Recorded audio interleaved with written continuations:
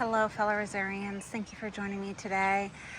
I have a beautiful bed in bloom and I wanted to share with you Sonnenwelt.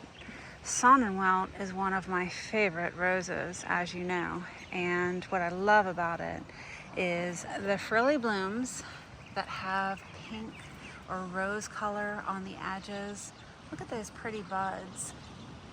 It is black spot resistant for us in a highly humid environment in zone 8A, and oh, it just warms my heart. I have a planting here of 8.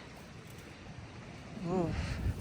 And then I have another planting of 8 on that far bed, this far bed, and now this bed here. And I just think it's such a nice contrast of color against Earth Angel and Delish and all of the pinks that are in the garden.